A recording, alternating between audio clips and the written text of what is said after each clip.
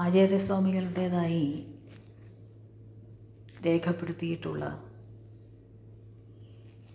ശാസ്ത്രപ്രകരണ ഗ്രന്ഥങ്ങളിൽ ഏറ്റവും പ്രധാനപ്പെട്ടവകളിൽ ഒന്നാണ് ആത്മബോധ എന്ന ഈ ഗ്രന്ഥവും.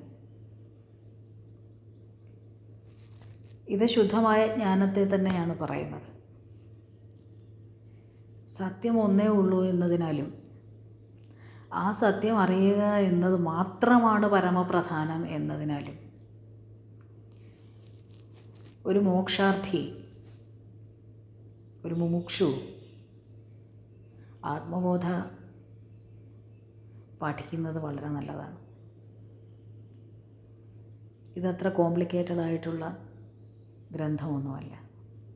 ലളിതമായി മനസ്സിലാക്കാവുന്ന ഒരു പുസ്തകമാണ്. നമുക്ക് ഒക്കും പോലെയൊക്കെ അതിനെ ഒന്ന് അറിയാൻ ശ്രമിക്കാം.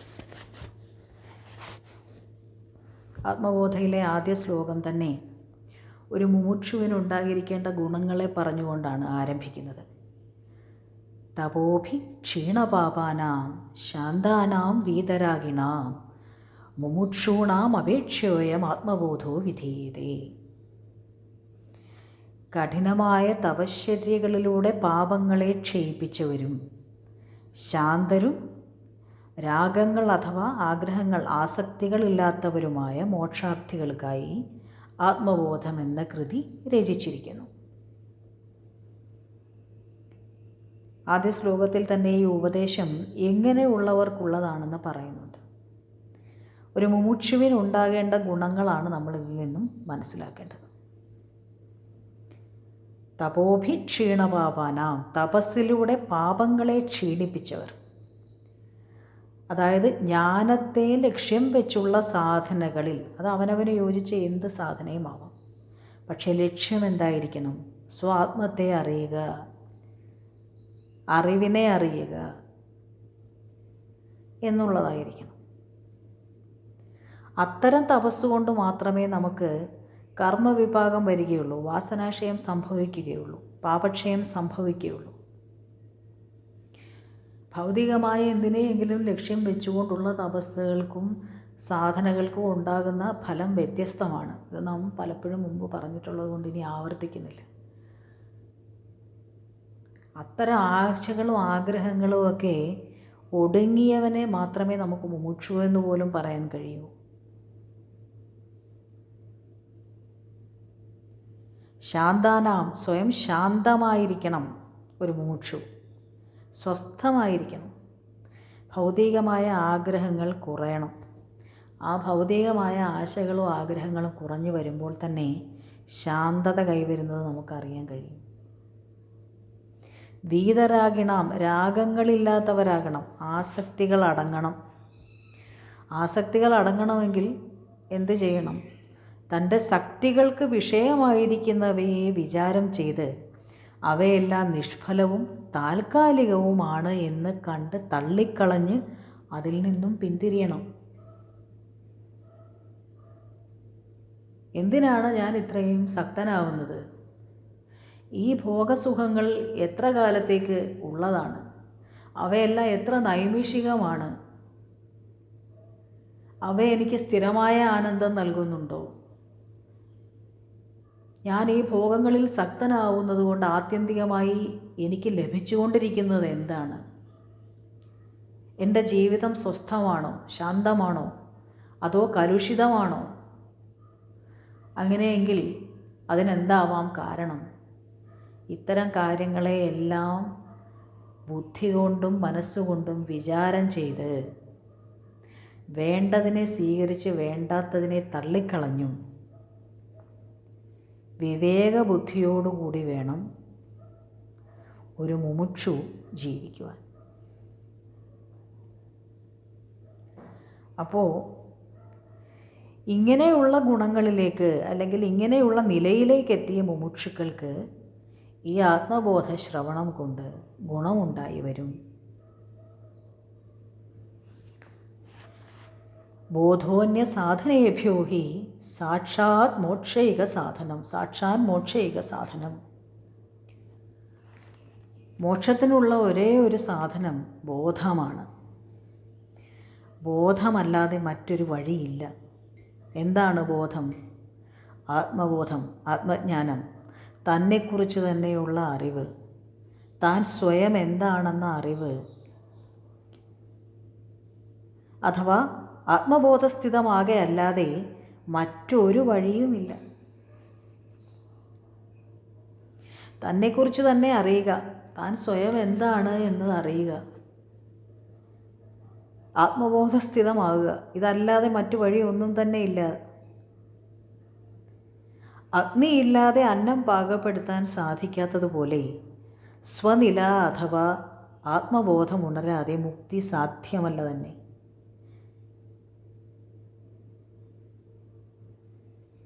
പാകസ്യ വന്യവജ്ഞാനം വിനാ മോക്ഷോ ന സിദ്ധ്യതി.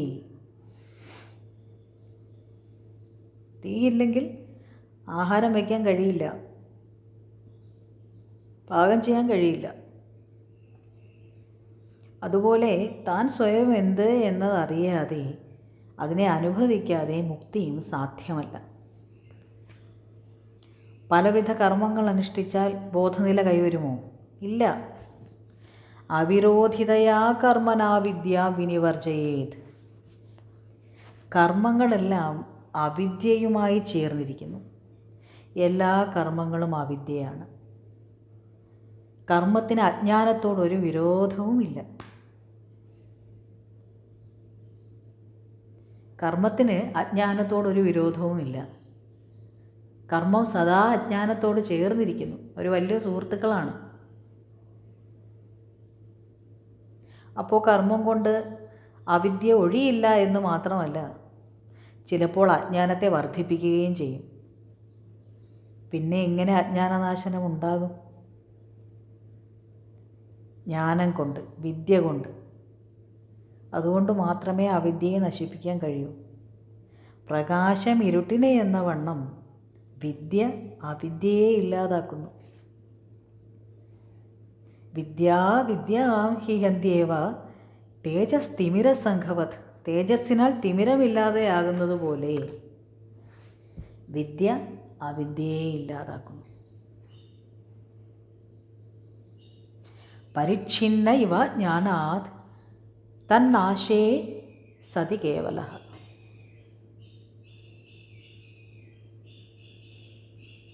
ബ്രഹ്മം അഥവാ ബോധം എന്തുകൊണ്ടാണ് പരിച്ഛിന്നനായി തോന്നുന്നത്, ലിമിറ്റഡായി തോന്നുന്നത്?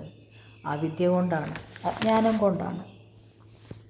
അതുകൊണ്ടാണ് നാം സ്വയം പരിമിതരാണ് എന്ന് തോന്നുന്നത്.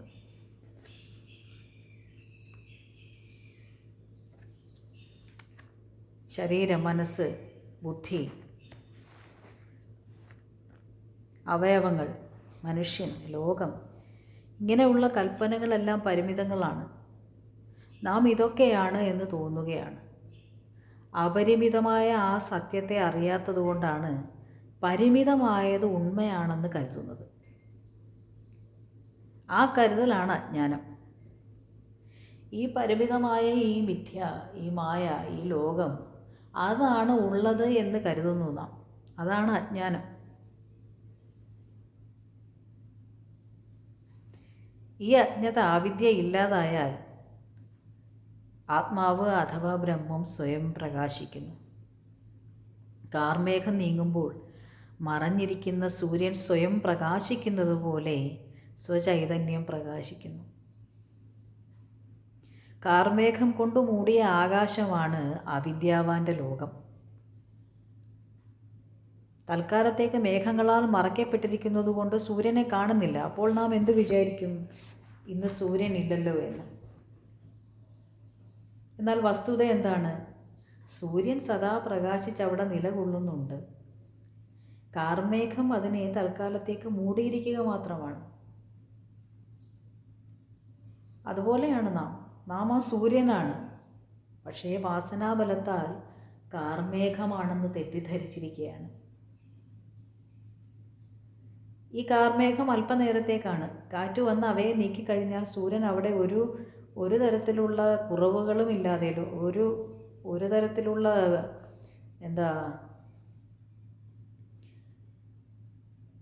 ഒരു ക്ഷേപവുമില്ലാതെ അത് അവിടെ ഇങ്ങനെ പ്രകാശിച്ച് നിൽക്കുന്നത് നമുക്ക് കാണാം. മേഘം വന്നതുകൊണ്ടോ മഴ പെയ്തതുകൊണ്ടോ പൊടിക്കാറ്റടിച്ചതുകൊണ്ടോ സൂര്യന് എന്തെങ്കിലും സംഭവിക്കുന്നുണ്ടോ? എന്തെങ്കിലും കുറവുണ്ടാകുന്നുണ്ടോ? ഒന്നും ഉണ്ടാകുന്നില്ല. ഇവയെല്ലാം നമ്മുടെ നേത്രങ്ങളെ മൂടുകയാണ്. ഈ കാറ്റും മേഘവും മഴയും എല്ലാം നമ്മുടെ നേത്രങ്ങളെയാണ് മൂടുന്നത്. സൂര്യൻ അവിടെ തന്നെയുണ്ട്, ഒരു കുറവുമില്ലാതെ അവിടെ തന്നെയുണ്ട്. അതുപോലെ സ്വയം ചൈതന്യം തന്നെയായ നാം ഒരു കുറവുമില്ലാതെ, ഇടതടവില്ലാതെ, അഖണ്ഡമായ ശുദ്ധ നിർമ്മല വസ്തുവായി, പൂർണ്ണ വസ്തുവായിട്ട് നിലനിൽക്കുന്നുണ്ട്. ഈ അറിവാണ് വിദ്യ, അതാണ് ജ്ഞാനം. അജ്ഞാനകലുഷം ജീവം ജ്ഞാനാദ്യസാദ് വിനിർമ്മലം.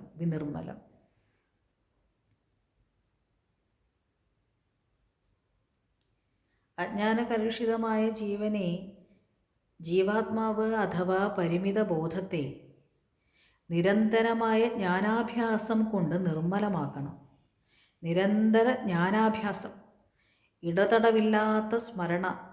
താൻ സ്വയം ബ്രഹ്മം തന്നെ, ചൈതന്യം തന്നെ എന്നത് ഇടതടവില്ലാതെ സ്മരിച്ച് ആവർത്തിച്ചുറപ്പിക്കുന്നതാണ് അഭ്യാസം. അങ്ങനെ നിരന്തരമായി അഭ്യസിച്ചുറച്ച് നിർമ്മലമായി തീർന്നാൽ അജ്ഞാനം അഥവാ അവിദ്യ നശ്യേ ജലം കതകരേണുവത്. കതകത്തിൻ്റെ പൊടി എപ്രകാരമാണോ ജലത്തിലെ അശുദ്ധിയെ കളയുന്നത്, അതുപോലെ വിദ്യ അവിദ്യയെ ഇല്ലാതാക്കുന്നു. കതകം നമ്മുടെ ചേര് എന്നാണ് നാട്ടിൽ പറയുന്നത്, മലയാളത്തിൽ പറയുന്നതെന്ന് തോന്നുന്നു. ഈ ചേരിൻ്റെ വേരിനും അതിൻ്റെ പൊടിക്കും, അതിൽ നിന്ന് വീഴുന്ന പൊടിക്കുമൊക്കെ ജലത്തെ ശുദ്ധീകരിക്കാനുള്ള കഴിവുണ്ട് എന്നാണ് പറയുന്നത്. അപ്പോൾ ആ ജലത്തിലെ അശുദ്ധിയെ എങ്ങനെയാണോ കതകത്തിൻ്റെ രേണുക്കൾ ഇല്ലാതാക്കുന്നത്, അതുപോലെ വിദ്യ വരുമ്പോൾ അവിദ്യ ഇല്ലാതാകും. സംസാര സ്വപ്നതുല്യോ ഹി രാഗദ്വേഷാദിസങ്കുല. ഈ ലോകം, ഈ സംസാരം, പ്രപഞ്ചം സ്വപ്നതുല്യമാണ്. രാഗദ്വേഷങ്ങളാൽ നിറഞ്ഞ ഒരു സ്വപ്നമാണ് ഈ ജഗത്ത്. ഈ ജഗത്ത് ഇഷ്ടവും അനിഷ്ടവും തമ്മിലുള്ള ഒരു കേളിയാണ്. സൂക്ഷ്മമായിട്ട് നമ്മൾ ആലോചിച്ച് നോക്കിയാൽ ഈ ഭൂമിയിലെ എല്ലാത്തരം ദ്വന്ദ്വയുദ്ധങ്ങളും രാഗദ്വേഷങ്ങളെ അടിസ്ഥാനപ്പെടുത്തിയുള്ളതാണ്. ഇഷ്ടം, അനിഷ്ടം, ഇവയാണ് സ്വപ്നതുല്യമായി ഈ സംസാരത്തിൽ ഉണ്ടെന്ന് തോന്നുന്നത്. ഈ സംസാരം ഉണ്ടെന്ന് തോന്നിപ്പിക്കുന്നത് തന്നെ ഈ രാഗദ്വേഷങ്ങളാണ്. നോക്കൂ, സ്വപ്നതുല്യം എന്നാണ് പറയുന്നത്, അതായത് ഇല്ലാത്തതാണ്, അല്പനേരത്തേക്ക് മാത്രം അനുഭവിക്കുന്ന ഒന്നാണ്. നാം ഉറക്കത്തിൽ സ്വപ്നം കാണുന്നു, ഉറക്കമുണരുന്നതോടുകൂടി അത് ഇല്ലാതെയാകുന്നു. ആ സ്വപ്നം അത് വെറും സ്വപ്നമായിരുന്നുവെന്നും അത് താൽക്കാലികമായിരുന്നുവെന്നും ഉണരുമ്പോൾ മറഞ്ഞു പോകുന്നതാണെന്നും നമുക്ക് ഉത്തമ ബോധ്യമുണ്ട്. അതുപോലെ തന്നെയാണ് ഈ ജഗത്ത്. ഈ ലോകം ഓരോ ജീവനുകൾക്കും അല്പകാലത്തേക്കുള്ള ഒരു തോന്നലാണ്.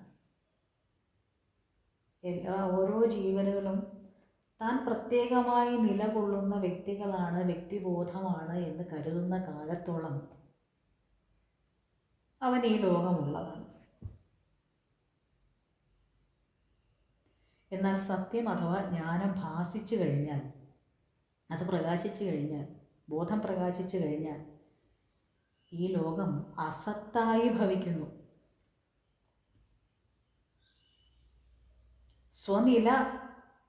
സ്വനില എന്ന ആ വിദ്യ കൈവന്നാൽ പിന്നെ അവിദ്യയാകുന്ന ഈ സ്വപ്നം അവന് കള്ളമാണ്, ഇല്ലാത്തതാണ്. താവത് സത്യം ജഗദ്ഭാതി ശുക്തികാരജതം യഥാ.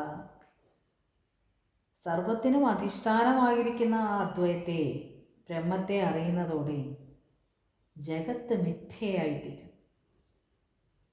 സത്യത്തെ അറിയുന്നതോടെ അസത്യം ഇല്ലാതെയാവും. ഒരു ചിപ്പിക്കുള്ളിൽ കാണപ്പെടുന്ന രജതരേഖകൾ വെള്ളിയാണെന്ന് ധരിച്ചു വെക്കുന്നത് പോലെ നാം ലോകം സത്യമാണെന്ന് കരുതുകയാണ്. ഈ ചിപ്പിക്കുള്ളിൽ കാൽസ്യത്തിൻ്റെ ചില ഫോർമേഷൻസ് ഇങ്ങനെ ലൈനുകൾ ഉണ്ടാക്കും. അത് വെള്ളി പോലെ തിളങ്ങും. അപ്പോൾ അത് കണ്ടിട്ട് നാം അതിനെ വെള്ളിയാണ് എന്ന് ധരിക്കും പോലെയാണ് ഈ ലോകം സത്യമാണെന്ന് കരുതുന്നത്. എന്നാൽ താൻ സ്വയം എന്താണ് എന്ന് അറിവ് വരുന്നതോടെ ഈ കാണുന്ന ലോകം മായയാണെന്ന് മനസ്സിലായി. ഉപാദാനേഖിലാധാരേ ജഗന്തി പരമേശ്വര സർഗസ്ഥിതിലയാൻ യാന്തി ബുദ്ബുദാനീവ വാരിണി. ആ ബ്രഹ്മത്തെക്കുറിച്ച് പറയുകയാണ്. വെള്ളത്തിൽ കുമിള എന്ന വണ്ണം കാണായ ലോകങ്ങളെല്ലാം അവയ്ക്ക് ആധാരമായിരിക്കുന്ന ബ്രഹ്മത്തിൽ തന്നെ ലയിക്കുന്നു. ഈ ലോകങ്ങളെല്ലാം, ഈ പ്രപഞ്ചമായി കാണപ്പെടുന്നതെല്ലാം ജലോപരിതലത്തിലെ കുമിളകൾ പോലെയാണ്. അത് അല്പനേരത്തേക്ക് മാത്രമുള്ള വെറും പൊള്ളയാണ്, അനിത്യവസ്തുവാണ്. ഈ അനിത്യവസ്തുവിന് വേണ്ടിയാണ്, ഈ അനിത്യവസ്തുവിൽ, ഈ പൊള്ളയിലാണ് നാം എല്ലാം എന്തൊക്കെയോ വലിയ കാര്യങ്ങളുമായി കിടന്ന് ഇങ്ങനെ തുളച്ചുകൊണ്ടിരിക്കുന്നത്. സ്വയം അവനവൻ്റെ ശാന്തിയും ചുറ്റുമുള്ളവൻ്റെ ശാന്തിയും എല്ലാം നഷ്ടപ്പെടുത്തിക്കൊണ്ടിരിക്കുന്നു.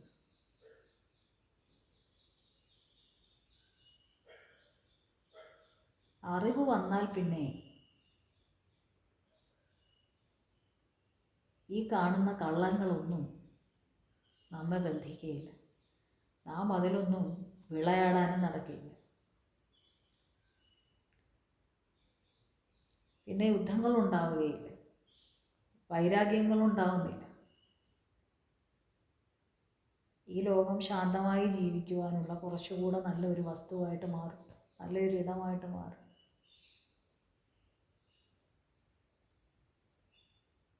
ഈ അനിത്യ വസ്തുക്കൾക്കും അവയുടെ നിർമ്മാണ വസ്തുക്കളായ പഞ്ചഭൂതങ്ങൾക്കുമെല്ലാം ആധാരം എന്താണ്? പരമേശ്വരനായ ബ്രഹ്മമാണ്. ഈ ജഗത്തെല്ലാം ആ ആധാരത്തിൽ തന്നെ ഉദിച്ച് അല്പനേരം നിലകൊണ്ട് ആ ബ്രഹ്മത്തിൽ തന്നെ ലയിക്കുന്നു. നമ്മിൽ നിന്നുയരുന്ന ചിന്തകൾ പോലെയാണ് അത്. ചിന്തകൾ നമ്മിൽ നിന്ന് തന്നെ ഉയർന്ന് അല്പനേരം നിലനിന്ന് മറഞ്ഞു പോകുന്നു. കാണുന്ന ഓരോന്നും, ഓരോ രൂപങ്ങളും ഈ വിശാലമായ ബോധത്തിൻ്റെ ഒരു തുള്ളി തന്നെയാണ്. നമ്മിൽ നിന്നുളവാകുന്നതിനെല്ലാം നാം തന്നെ ആധാരമായിരിക്കുന്നു. നമ്മിൽ നിന്ന് എന്തു പുറപ്പെടുന്നു അതിൻ്റെ എല്ലാം ആധാരം നമ്മൾ തന്നെയാണ്.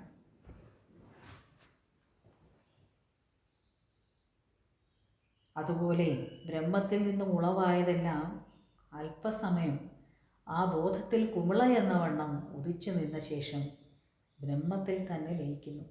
ബ്രഹ്മം തന്നെ ആധാരം.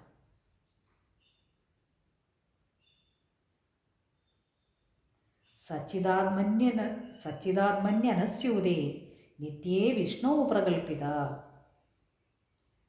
ഹാടകത്തിൽ നിന്നും സ്വർണത്തിൽ നിന്നും കടകാദികൾ, വള, മാല തുടങ്ങിയ അസംഖ്യം ആഭരണങ്ങൾ സൃഷ്ടിക്കുന്നത് പോലെ ഈ പ്രപഞ്ചം ആ നിത്യനും അനസ്യൂതനും സച്ചിദാനന്ദനുമായ വിഷ്ണുവിൽ നിന്ന്, ബ്രഹ്മത്തിൽ നിന്നും വെളിവാകുന്നു. എല്ലാം ആ ബ്രഹ്മത്തിൽ തന്നെ പ്രകാശിക്കുന്നു. സൃഷ്ടിക്കപ്പെടുന്നു എന്ന പദം നാം മനഃപൂർവ്വം ഉപയോഗിക്കുന്നില്ല. കാരണം ഒന്നും സൃഷ്ടിക്കപ്പെടുന്നില്ല, ഉള്ളതായി തോന്നുക മാത്രമാണ്. എന്നാൽ ഉള്ളതെന്താണ്? ബോധാത്മവും അനസ്യൂതവും ഇടതടവില്ലാത്തതും നിത്യവുമായ ബ്രഹ്മം മാത്രമാണുള്ളത്. സ്ഥിരവസ്തു, നിത്യവസ്തു, സദാ ഉള്ളത് ചൈതന്യം മാത്രമാണ്. അത് മാത്രമേ ഉള്ളൂ. അതിൽ നിന്നുളവാകുന്ന കുമിളകളെല്ലാം അല്പനേരം ഉയർന്നു നിന്ന് വീണ്ടും അതിൽ തന്നെ ലയിച്ചു പോകുന്നവയാണ്. അത് അസ്ഥിരമാണ്, നശ്വരമാണ്. അപ്പോൾ ഉള്ളത് ബ്രഹ്മം മാത്രമാണ്.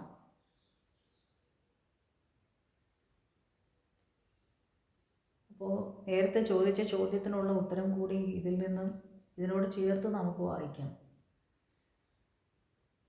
ഈശ്വരൻ എവിടെയെങ്കിലും ഇരുന്ന് നമ്മളെ ശിക്ഷിക്കുകയും രക്ഷിക്കുകയും ചെയ്യുന്നുണ്ടോ എന്ന് ചോദിച്ചാൽ, ഈശ്വരൻ തന്നിൽ നിന്ന് തന്നെ ഉയർന്നിരിക്കുന്ന കൽപ്പനകളെ വീക്ഷിക്കുന്നു എന്ന് മാത്രം. ആ കളികളിൽ എന്ത് കർമ്മമാണോ നാം ചെയ്യുന്നത് അതിൻ്റെ റിസൾട്ട് നാം അനുഭവിക്കുന്നു എന്നേ ഉള്ളൂ. എന്താണോ ചെയ്തുകൊണ്ടിരിക്കുന്നത് അതിൻ്റെ ഫലം നാം അനുഭവിക്കുന്നു.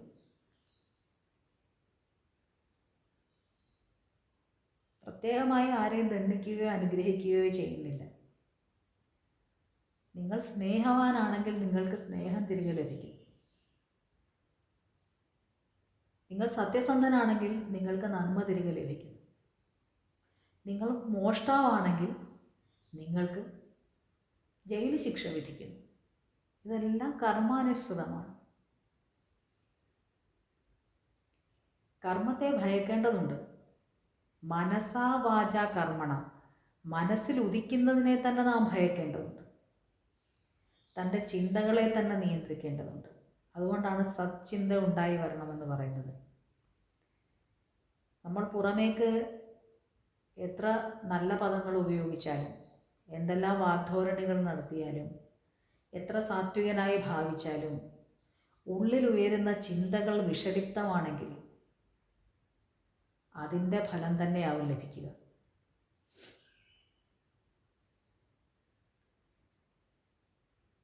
ഒരാൾ നിങ്ങളുടെ അടുത്തേക്ക് സഹായം അഭ്യർത്ഥിച്ചു വരുമ്പോൾ അയാളോട് ഉള്ളിൽ നിന്ന് ഉളവായ സഹജമായ കരുണ കൊണ്ട് സഹായം ചെയ്യുമ്പോൾ നിങ്ങൾക്ക് ലഭിക്കുന്ന ഫലവും, ഉള്ളിൽ ഇവനെ വഴക്ക് പറഞ്ഞുകൊണ്ട്, ചീത്ത പറഞ്ഞുകൊണ്ട്, രാഗിക്കൊണ്ട്, ചിരിച്ച മുഖത്തോടു കൂടി നൽകുന്ന സഹായത്തിൻ്റെ ഫലവും വ്യത്യാസം തന്നെയാണ്. നിങ്ങളുടെ ഭാവം വളരെ പ്രധാനമാണ്. എന്ത് പ്രവൃത്തിയിലുമുള്ള ഭാവം വളരെ പ്രധാനമാണ്. മനസ്സ്, ചിന്ത, ഇവയിൽ തന്നെ കർമ്മം ഉളവാകുന്നുണ്ട്. അതുകൊണ്ടാണ് മനസ്സിനെ നിയന്ത്രിക്കണം എന്ന് പറയുന്നത്. ബാഹ്യശുദ്ധിയേക്കാൾ പ്രധാനമാണ് ആഭ്യന്തരമായ ശുദ്ധി. ആഭ്യന്തര ശുദ്ധി കൈവരണം. ഉള്ളു ശുദ്ധമാവണം. നിർമ്മലത അവിടെയാണുള്ളത്. വെളിയിൽ ഞാൻ ശുഭ്രവസ്ത്രം ധരിച്ചതുകൊണ്ടോ, രാവിലെ ശരീരമെല്ലാം കുളിച്ച് വൃത്തിയാക്കി കുറുതൊട്ട് നടന്നതുകൊണ്ടോ ശുദ്ധ നിർമ്മല വസ്തുവായോ? ഇല്ല. ഉള്ളു ശുദ്ധമാവണം. അത് വളരെ പ്രധാനമാണ്. ഇത് ഇത്രയും മനസ്സിലാക്കിയാൽ മതി. ഇപ്പോൾ യഥാകാശോ ഋഷികേശോ നാനോപാധിഗതോ വിഭൂ. പലതരം അവസ്ഥകളിൽ ആകാശം അഥവാ സ്പേസ് പലതായി തോന്നുന്ന പോലെ കൽപ്പനാസൃഷ്ടമായ രൂപങ്ങളുടെ ആധിക്യം മൂലം ഈ അഖണ്ഡമായ ഏക ബ്രഹ്മത്തെയും പലതായി കൽപ്പിക്കപ്പെടുകയാണ്.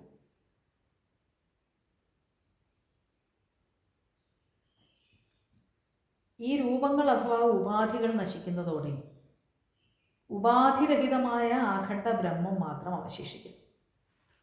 അതായത് സ്പേസ് അഥവാ ആകാശം അഖണ്ഡമായിരിക്കുന്നു. അത് നമുക്കറിയാം.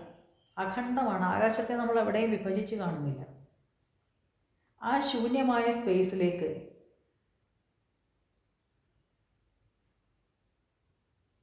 കുറച്ച് വസ്തുക്കൾ നിരത്തി വെച്ചാൽ, ഉദാഹരണത്തിനൊരു ഒഴിഞ്ഞ മേശപ്പുറം. ആ ഒഴിഞ്ഞ മേശപ്പുറം അഖണ്ഡമായ ഒരു എങ്ങും മുറിക്കപ്പെട്ടിട്ടില്ലാത്ത ഒരു റെക്റ്റാങ്കിളോ സ്ക്വയറോ ഒക്കെ ആയിട്ടിരിക്കുകയാണ്. അതിൻ്റെ മുകളിലേക്ക് നമ്മൾ കുറച്ച് സാധനങ്ങൾ കൊണ്ട് നിരത്തി വെക്കുക നോക്കുക. അവിടെ ഖണ്ഡം ഉണ്ടായതായിട്ട് നമുക്ക് തോന്നും. അതായത് ആ സ്പേസിനൊരു വിഭജനം ഉണ്ടായതുപോലെ തോന്നും. എന്നാൽ ഈ വസ്തുക്കളെല്ലാം മാറ്റിയാൽ വീണ്ടും സ്പേസ് അഖണ്ഡമായിരിക്കുന്നത് പോലെ പലതായി കാണപ്പെടുന്ന കൽപ്പനകൾ അവസാനിക്കുമ്പോൾ അഖണ്ഡമായ ബ്രഹ്മം മാത്രം അവശേഷിക്കും.